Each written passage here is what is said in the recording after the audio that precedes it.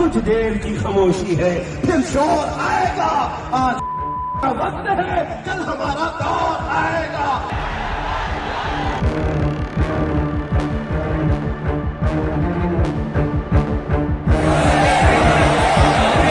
कि हमें आज़ाद रहने का कोई हक नहीं है, हमें गिरफ्तारी दे देनी चाहिए। एक मुफ्ती सलमान अजहरी हैं जिन्हें गुजरात एटीएस मुंबई से पकड़कर ले गई, तब जबकि उनके समर्थकों से रस्साकशी हुई।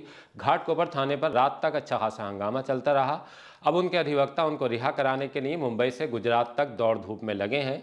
दूसरे मौलाना तौक़ीर रज़ा खान हैं जिनकी खुद की ख्वाहिश है कि पुलिस उन्हें गिरफ्तार कर ले, वो रिहा नहीं रहना चाहते। आदाब, नमस्कार, मैं वसीम अख्तर और आप देख रहे हैं द लीडर हिंदी। पहले सोशल मीडिया का बड़ा नाम मुफ्ती सलमान अजहरी की बात करते हैं। वो आला हज़रत की शदाई और बरेली से ही मुरीद हैं, बेबाक बोलते हैं। इसी बेबाकी के सबब उन पर गुजरात के जूनागढ़ में मुकदमा दर्ज हो गया। उनका कार्यक्रम कराने वाले आयोजक भी फंस गए। गुजरात से एटीएस मुंबई आई और मुफ्ती सलमान अजहरी को अपने साथ ले गई 2 दिन की ट्रांजिट रिमांड पर। उनकी रिहाई हो पाती उससे पहले ही उन पर एक और मुकदमा कच्छ के कार्यक्रम को लेकर भी दर्ज कर लिया गया है। हालांकि सलमान अजहरी के अधिवक्ता बेल की कोशिश में लगे हैं, लेकिन एक के बाद दूसरे मुकदमे से उनका सलाखों के बाहर आना फिलहाल मुश्किल हो गया है। गुजरात के साथ उन पर मुंबई में भी शिकंजा कसता दिख रहा है। घाटकोपर में मुफ्ती सलमान अजहरी का मदरसा है, उसे बीएमसी के नोटिस दिए जाने का चर्चा खूब हो रहा है। अब अगर मौलाना तौक़ीर रज़ा खान की बात करें, वो आला हज़रत के खानवादे हैं। बरेली में प्रेस कॉन्फ्रेंस करके गिरफ्तार होने का ऐलान कर चुके हैं। उसकी वजह आप उन्हीं की ज़ुबानी सुनिए, फिर आपको बताएंगे कि मौलाना के कार्यक्रम को लेकर पुलिस का रुख क्या है।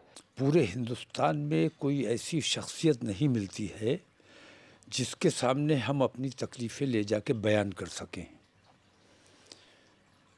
एक जुडिशरी से उम्मीद हुआ करती थी, वो उम्मीद भी अब तकरीबन ख़त्म हो गई है। उसकी वजह यह है कि जिस किस्म का फ़ैसला बाबरी मस्जिद के सिलसिले में हुआ और रिटायरमेंट से एक दिन पहले जिस तरह ज्ञानव्यापी का फ़ैसला हुआ और पूजा की इजाज़त दी गई, और ज़िला इंतज़ामिया ने जिस तरह तेज़ी से 7 दिन का वक्त था, उन्हें 7 दिन का वक्त दिया गया था मुस्लिम पक्ष को, उन 7 दिन का वक्त उन्हें नहीं दिया गया बल्कि 7 घंटे के अंदर उन्होंने वहाँ पूजा का इंतज़ाम कर दिया। इन हालात में हम ये देखते हैं कि मुसलसल मुसलमानों के साथ ज़्यादती हो रही है। ज्ञानव्यापी का मामला तो चूँकि मीडिया में है, चर्चा में है। कितनी ऐसी मसाजिद हैं जो रातों रात मिसमार कर दी गई, कितने ऐसे मदारिस हैं, कितने ऐसे मज़ारात हैं जिनका लोगों को इल्म भी नहीं हुआ। रात में मदरसा था, सुबह गए तो ढूंढ रहे हैं कि मदरसा कहाँ गया, यहाँ था। मलबा तक गायब कर दिया गया। इस किस्म के वाक़यात मुसलसल हो रहे हैं और मैं ये समझता हूँ कि हमारी मुश्किल ये है कि हम इसके ख़िलाफ़ कहीं एहतिजाज नहीं कर सकते, किसी से शिकायत नहीं कर सकते, क्योंकि जो हमारी शिकायत सुन सकते हैं, जिनसे शिकायत की जा सकती है, वही इन तमाम बेईमानियों के ज़िम्मेदार हैं। ऐसी सूरत में हमें वाहिद रास्ता ये महसूस होता है कि हमें आज़ाद रहने का कोई हक़ नहीं है, हमें गिरफ़्तारी दे देनी चाहिए।